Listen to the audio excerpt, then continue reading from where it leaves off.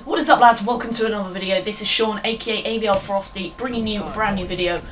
This is the first time in quite a long time I've just sat down, done a commentary with the gameplay. The gameplay itself, nothing too special, it's just an Ascent hardpoint. I obviously play fairly well in it, so hopefully it's entertaining for you to watch. But basically, I'm here to talk about stuff, and the first thing I'm going to talk about is, I'm obviously way behind on this, but I just want to sort of put my thoughts in over the whole, you know, the E3, Sony, and Black Ops 3 reveal stuff, blah blah blah. So basically, at E3, for the first time, there was no Black Ops, there was no Black Ops, there was no Call of Duty in the Xbox press conference, or the Xbox reveal, whatever you want to call it. And it was instead in Sony, and this is part of the fact that Sony has now bought out what used to be Microsoft's deal, where they will get the DLCs 30 days early, blah blah blah, right? Which means now Sony gets DLCs, they also get the beta early, I think. So this is, for me, it's a good thing. I'm a PlayStation user, I didn't intend on switching anyway, but, you know, it's a pretty good thing for me. I generally get the DLCs, I play them, blah blah. I think that would be nice. But the big thing with this is the whole debate over competitive. Obviously, I play COD from a competitive standpoint, and I want to know which console the main competitive will be. Obviously, I play competitive on PS4, but obviously the pros, they have to play on one console. And the question is, which console will that be? And there are things that kind of point in both ways towards Sony and Xbox. You'd have to say Sony are probably going to be the favourites after they've won that deal, because part of Xbox's deal was that Xbox will get to host COD Champs. You know, you remember, if you watch COD Champs, it's always presented by Xbox. Well, that was part of the deal. They had, you know, COD Champs. That was a massive promotional thing for Xbox. You know, they all got a lot out of that. And so if you assume Sony have the same deal, Sony will have COD Champs, if COD Champs is even a thing. But basically, there is no way in hell there will be a COD Champs hosted on Xbox. Now, on the other hand, though, Xbox did have the DLC exclusivity back in the days of Black Ops 3. Not Black Ops 3, Black Ops 1. I didn't play back then, but Xbox had the DLC stuff, right? Had the DLC deal, but the competitive was still on the PS3, right? Now, there's a possibility we could see that again. We could see, you know, UMG, MLG, GFIN, whatever, sticking with the Xbox, despite PS4 having the DLC stuff. But I mean, back in Black Ops 1, there was no COD Champs, so that might be a bit more of a draw. I mean, you have to think, if there is a COD Champs on PS4, there's no way in hell everyone else is sticking to Xbox. Anyway, the other thing that maybe says at least part of competitive could end up being on the Xbox is that MLG, if you've been watching their last couple of events, especially at the X Games, they were really pushing this. They've been said Xbox, the official console of MLG, and this suggests that clearly MLG have signed some sort of deal with Microsoft that says, you know, your console is our official console, our events are run on your console, blah blah blah. Now the question is, were MLG dumb enough, and I'm going to say dumb enough, to sign this deal longer than the next, however, 5 months it is of ADA? Because if the deal lasts, say, 2 years, then MLG are pretty much going to have to, they're either going to have to buy out the contract, which you assume would cost them quite a lot of money, or they're going to have to host events on Xbox, whether or not PS4 is the main console for everyone else.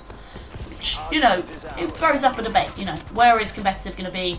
No one really knows at this point. Apparently there's going to be competitive details released in August or something. I don't know, like at Gamescom or some shit, I'm not sure.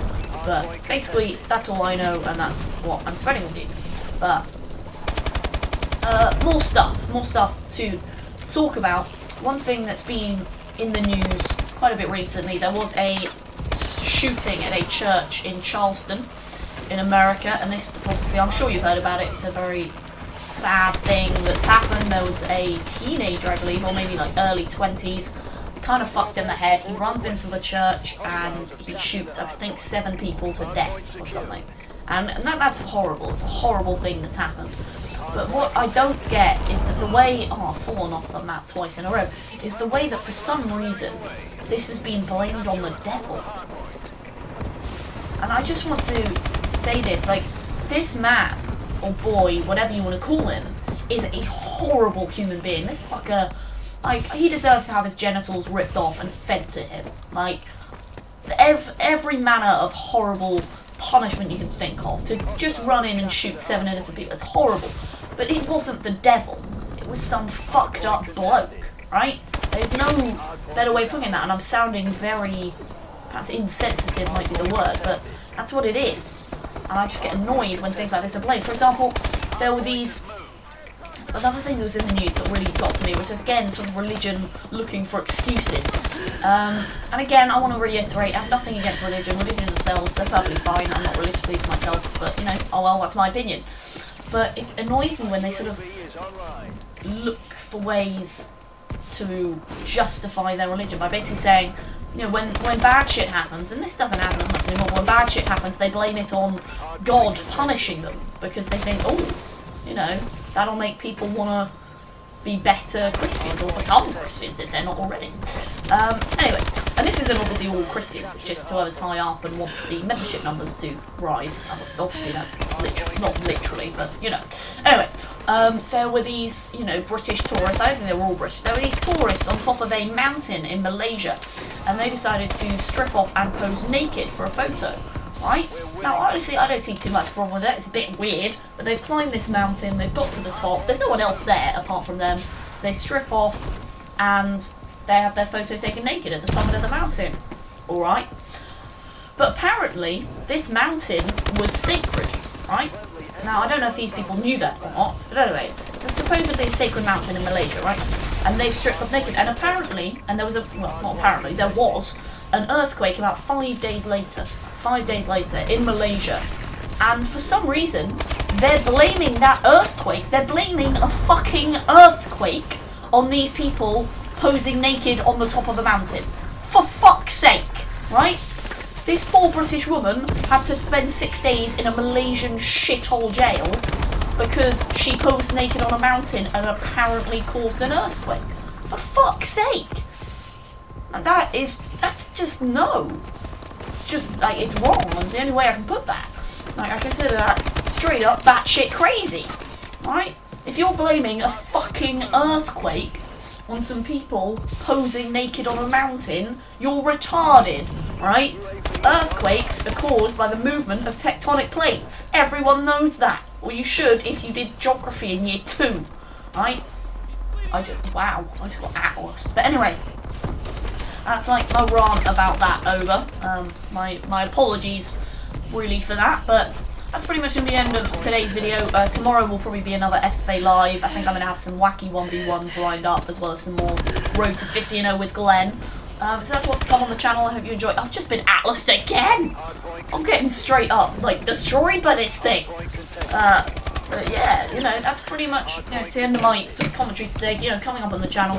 Same kind of stuff as usual. I just want to say a quick thank you for 300 subs. I've not had a proper video where I've had the chance to do that. 300 subscribers.